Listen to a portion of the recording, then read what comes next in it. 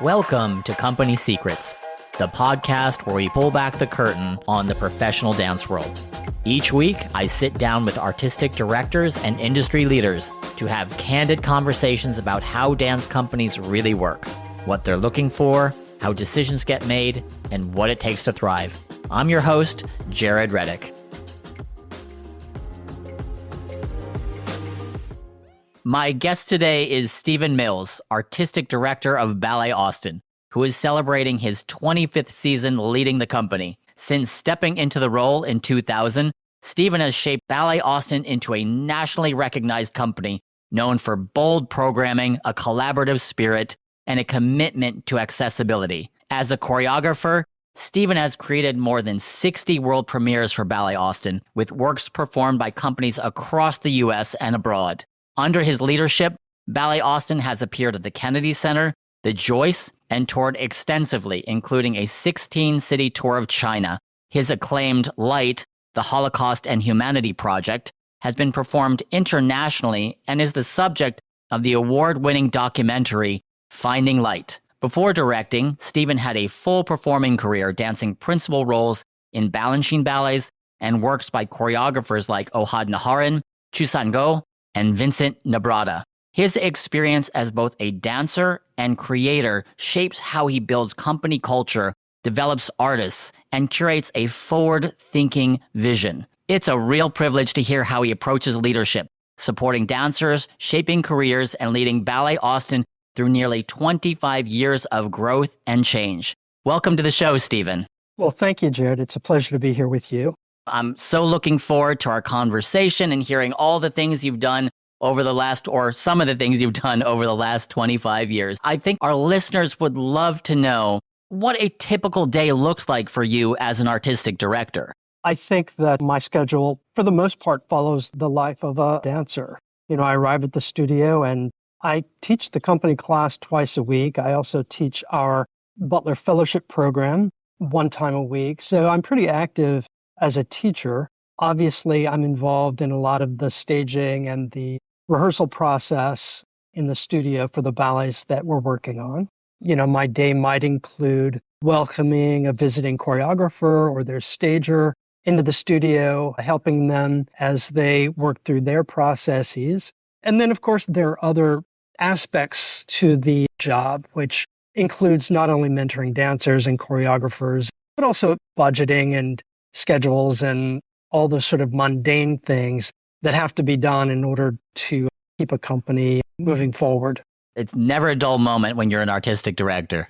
It just never ends. Yeah, absolutely. And before we got on, we were talking about you have a little bit of downtime. It's great to hear that you do have some downtime once in a while. It's really great. But, the role of a ballet company is just like any business. And there may be slower times, but the business always has to move forward because we're preparing for the season coming up. The dancers arrive back here about the middle of August, but we're also preparing for the season which follows. It's always ongoing. Fundraising never stops. It is laborious for sure, but certainly a pleasure when you get to the end result. One of my former artistic directors, Edward Valella, he always said, we're in the business of art. And as a dancer, that was kind of eye-opening to me. I didn't really think of being in a ballet company as the business of anything, but the underlying principles and foundational work that undergird the company, they have to be there and present and strong. Right. I think that in one's capacity as a dancer, the focus should be on your personal work and your progress getting a product onto the stage and making it enjoyable for an audience. But I always want to ensure that the dancers understand that that is one aspect of everything we do. There's a huge team that goes along in support of all of that. So without one aspect of the team, the whole thing falls apart. We are all working in support of each other, and that is the business of dance. I think as a dancer, sometimes we lose sight of the fact that there is that large team because they are invisible to us to a degree because our life is in the studio when we're dancing, of course. You don't know what you don't know. I always make sure that because, the praise goes to everyone. I always like everyone to know we do a huge introduction at the beginning of the season to introduce the administrative staff to the artistic staff. Sometimes there's a lot of turnover, so there are a lot of introductions to be done, sometimes not, but also to inform everyone of their role in this business. I'd love for you to speak a little bit about how you approach curating a season. What does that look like? I'm sure you have plans a couple years out, but I'd love it if you could share that for our listeners.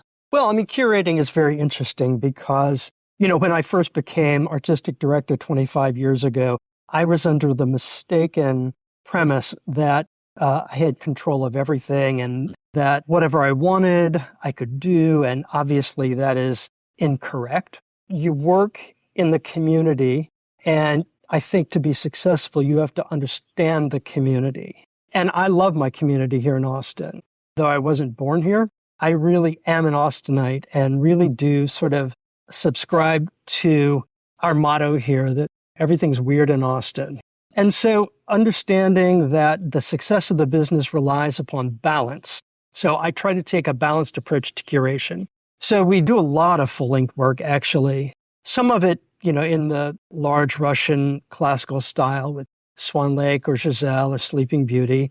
Over the course of my time here, I've made many full-length ballets, most recently a work called Poe, A Tale of Madness, which follows the story of Edgar Allan Poe. And I think those ballets are important because as humans, we are definitely drawn to storytelling. And as a dance maker, I think it's important to continue to reevaluate those large full-length works and to contribute in a relevant way to the extension of that part of our practice. We do those large works. We also done, over my time here, a lot of balancing work. We have done work by Christopher Wheeldon and Justin Peck and Pam Tanowitz and a lot of commissioning. Everything from very classical work to very contemporary work. And I think that I always try to do full-length work in order to financially support the work that might be less known or less supported. It's all balance. The community of Austin, do you find that they're very receptive to the more contemporary works, maybe some of these retellings of stories or maybe just new stories? Our audience, and again, you brought up the 25th anniversary, and I'm always reflecting about where we were and where we are. Austin was much smaller when I first came here as a dancer in 1986. And in the year 2000, when I became artistic director, it had grown a lot. Michael Dell had invented that little thing like a personal computer here in Austin. And so that part of the boom of our economy began then. Austin has grown as a city. Ballet Austin has grown because of the growth of the city. Art doesn't exist without money.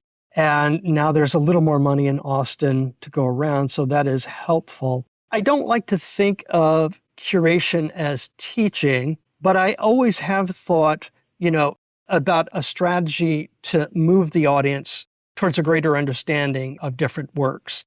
When I first came and doing a Balanchine ballet was sort of a radical thing here, which, obviously it is not.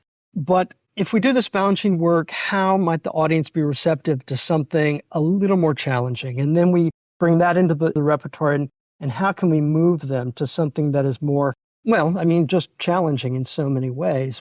Over the course of time, Austin has grown, obviously, because people have moved here. I don't know many people who were actually born in Austin.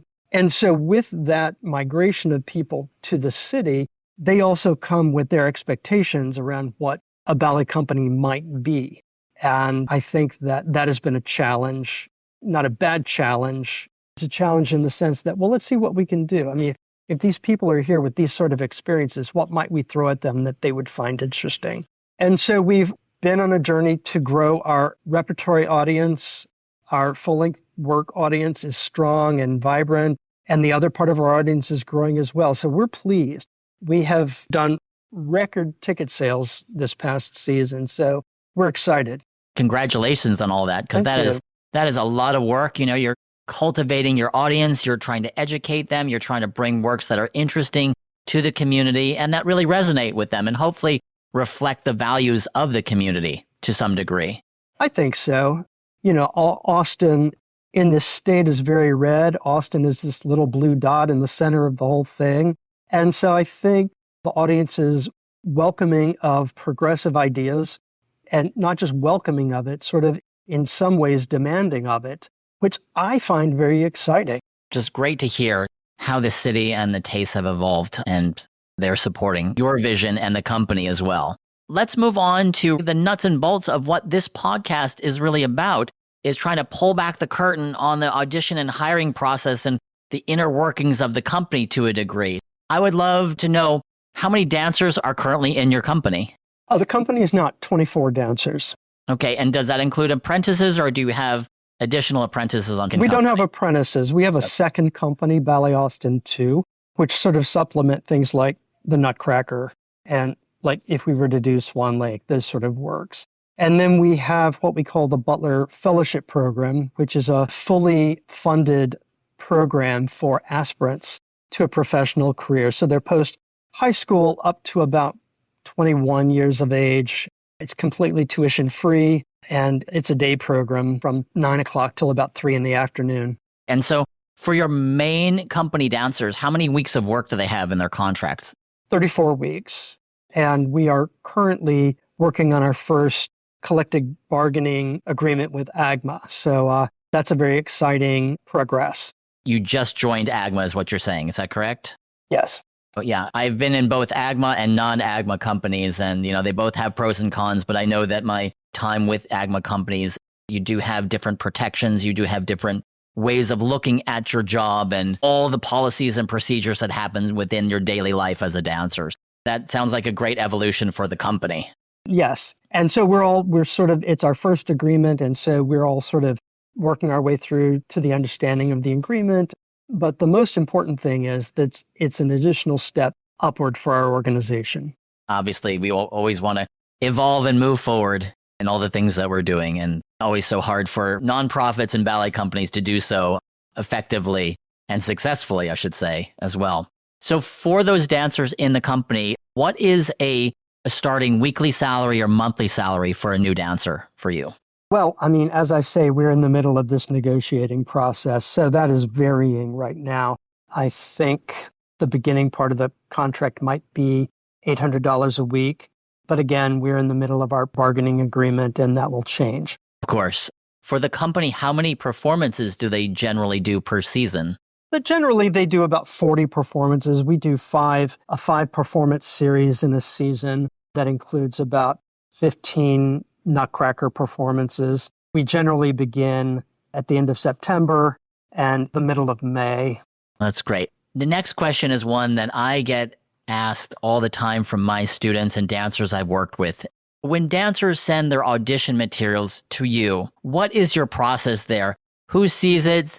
When do they see it? When does it come to your desk? Because ultimately, you're the person who's going to make the hire or not. The audition process has been evolving ever since the shutdown during COVID. And since we've come back after that, we have not held a nationwide audition process. So what happens generally is that people are invited to upload their materials onto our platform, which will include, obviously photos, resume, video of their work, both in contemporary and classical work.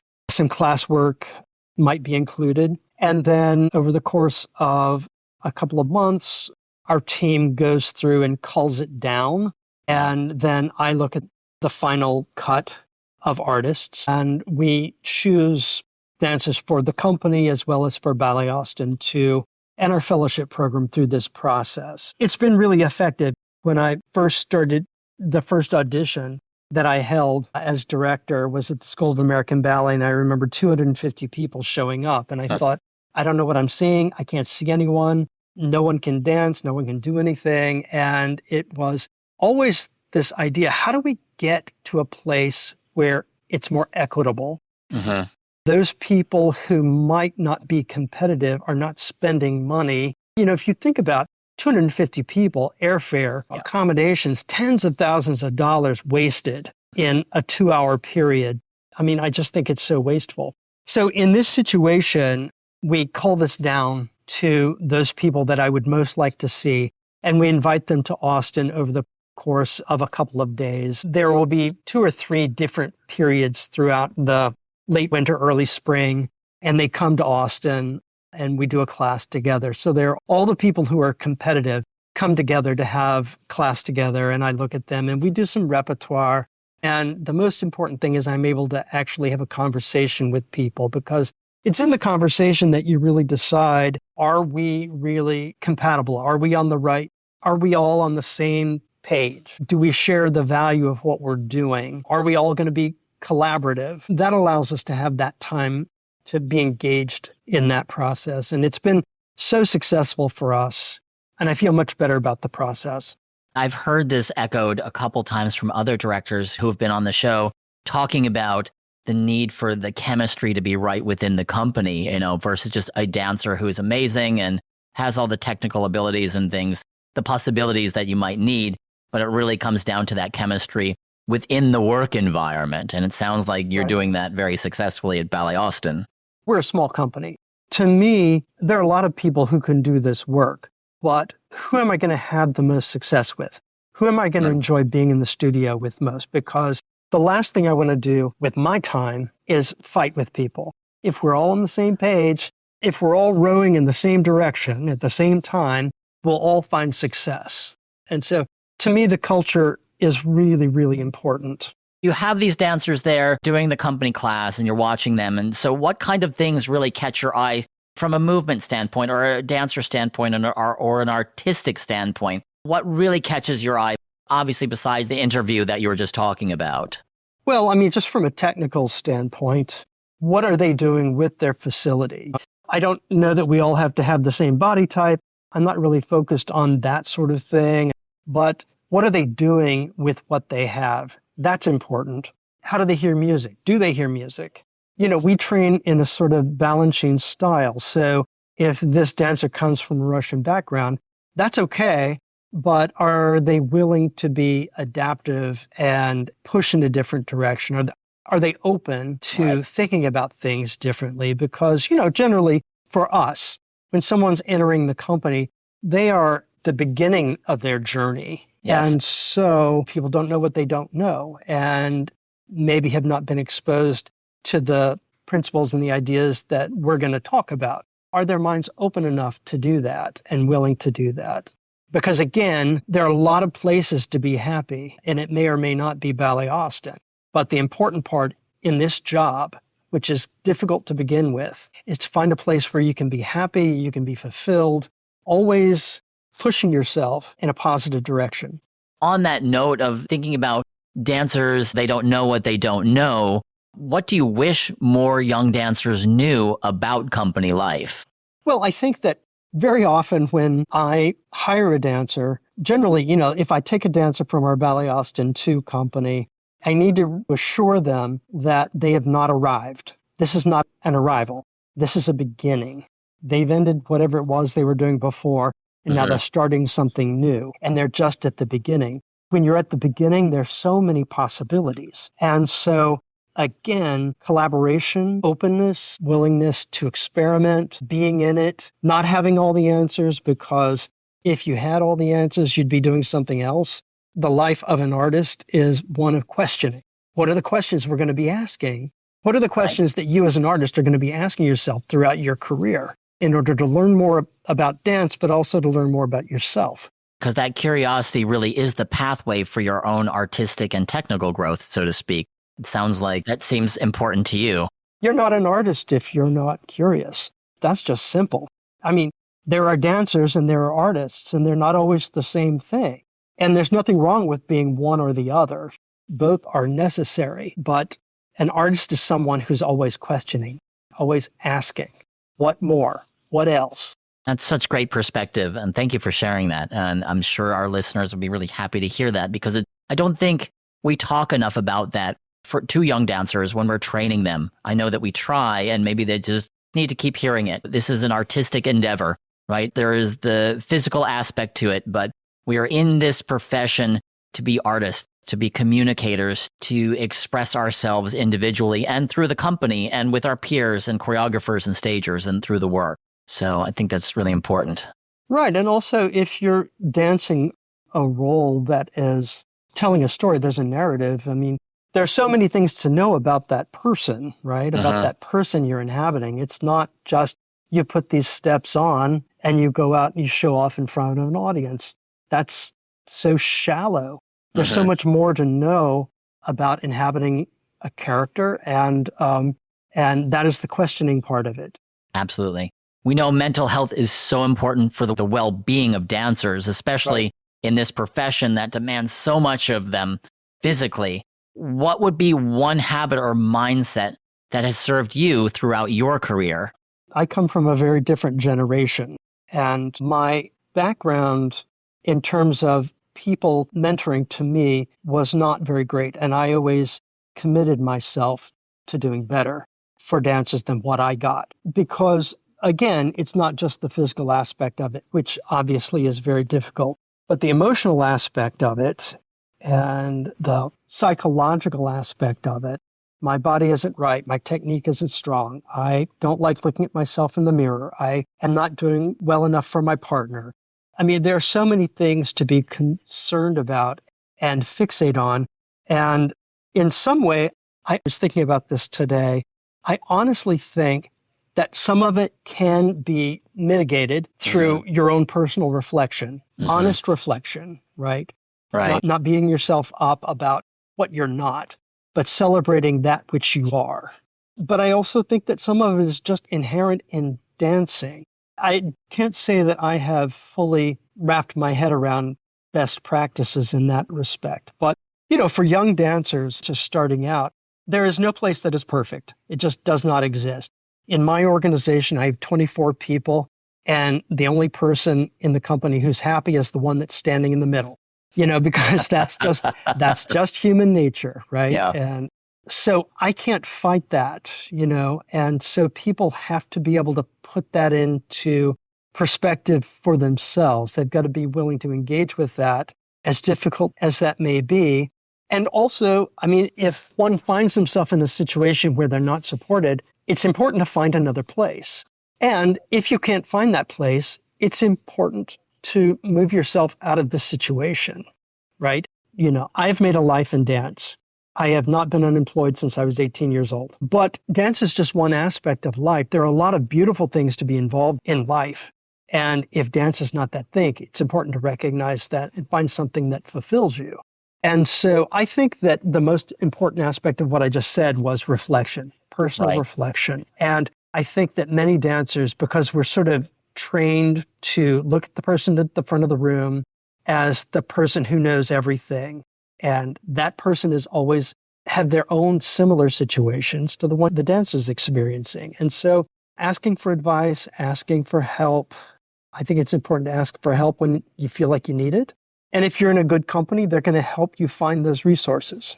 Yeah, and I think that this is kind of a generational shift of these conversations around mental health and the well-being of dancers. Unfortunately, there's an idea of this disposability of dancers because we know that there's lots of dancers looking for jobs, but the conversations in companies of what I hear is really trying to nurture these young artists and finding ways to not necessarily make them happy, but find ways to help them where they are on their artistic journey. And that seems like a very different conversation than when I was in a company. And I'm happy to hear it. It's still not in the entire industry, but it's certainly, there's a groundswell in moving it forward as the art form and ballet companies globally are evolving in that direction.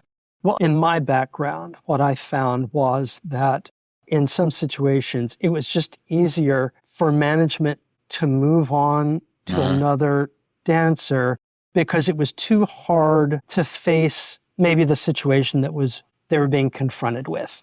Yeah. Like a dancer with an eating disorder or a dancer who has a learning difference in terms of choreography or classroom steps or whatever the situation may be. It was just easier to move on to someone else. In life, relationships are messy. They just are. And just because you're in a classical company or a dance company, you're still going to have those conversations with someone. I think that if you take the 40,000-foot view, looking down on it, I've always looked at it this way. To me, we are all living a life that is going to be filled with experiences. And we just happen to be having those experiences through the lens of dance. These social questions around us aren't going away just because we don't want to face them. I've talked a lot about collaboration in the studio. And part of that collaboration is not just how do you do this step, but it's like, who are you? And what's happening in your life right now that you're willing to share? And this is what's happening with me. And how are we together in that way? And building a bridge, personal bridge. And so if you're in the business of building these bridges, it's really hard to not take into account that people also have problems and want to help.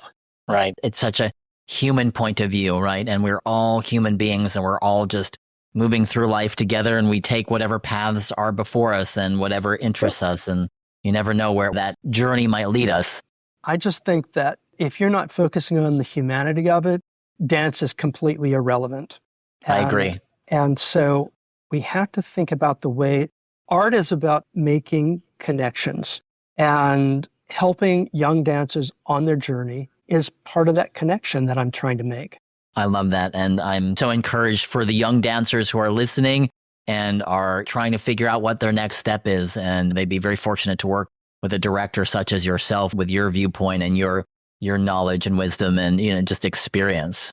Well, thank you. Thank you. I have a lot of great colleagues out there too. So right now it's a wonderful landscape of leadership across the country. And so that's encouraging.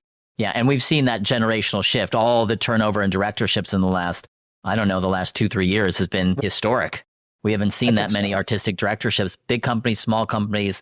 Speaking about being an artistic director, did you ever imagine yourself becoming an artistic director when you were a younger dancer? Is this like a lifelong dream that you fulfilled, or something that your journey just took you in that direction? Well, I never actually imagined myself being a dancer. I didn't start to dance until I was 18, and never imagined that I would be able to make a career as a dancer. After 1 year, I remember having a conversation with a colleague, and I'm saying that in air quotes, a colleague. And this was a completely different time. Ballet and modern dance were very separated at the time. But he said, you don't really have a very good body. Maybe you should go be a modern dancer. And I thought, obviously, I'd be happy to have done that now. But at the time, I thought, well, what does that even mean? And, in the next year, I got a job with the Harkness Ballet. So you just never know. I mean, on your journey as in any field, it's just one day at a time. You just hope to keep moving forward one day after another. And at the end, you look back on a career and say, I can't even believe that happened. So no, I never expected to be an artistic director. And it is the biggest shock of my life. After the first year, I didn't get fired. And here I am 25 years later, still doing it.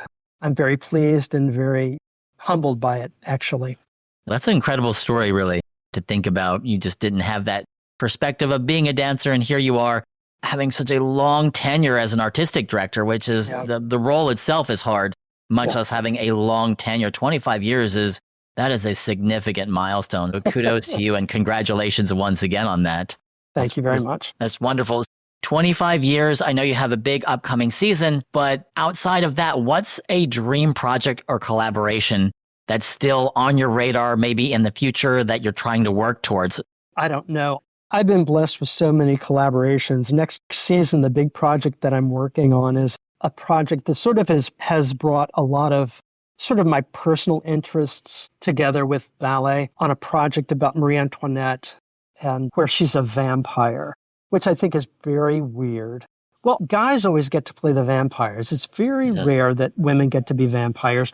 But, the idea that, when we think about the French Revolution, we don't think about Louis XVI. We think about Marie Antoinette.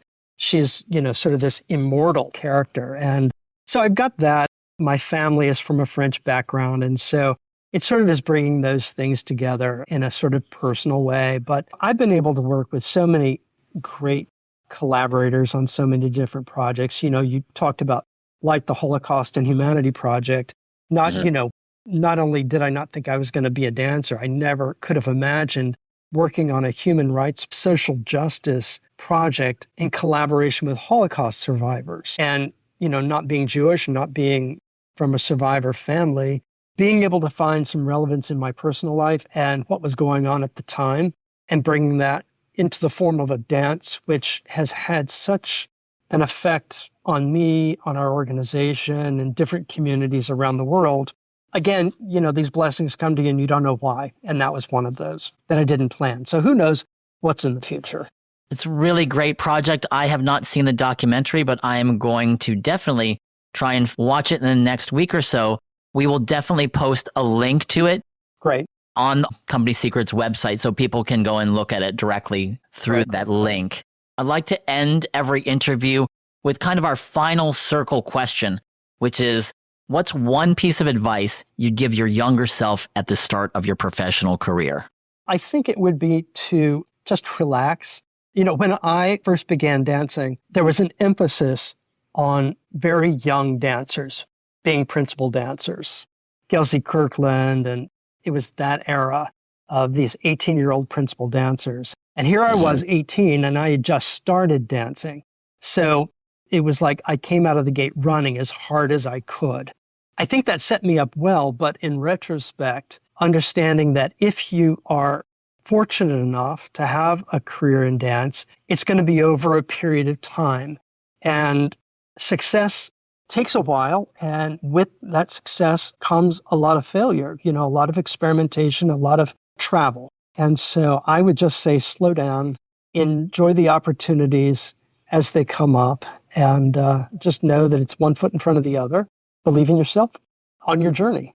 That's wonderful advice. Thank you so much for sharing that for our audience and for me as well. I find our interview, I'm so inspired listening to all the things you've done and kind of your journey as being a male-bodied dancer in the field.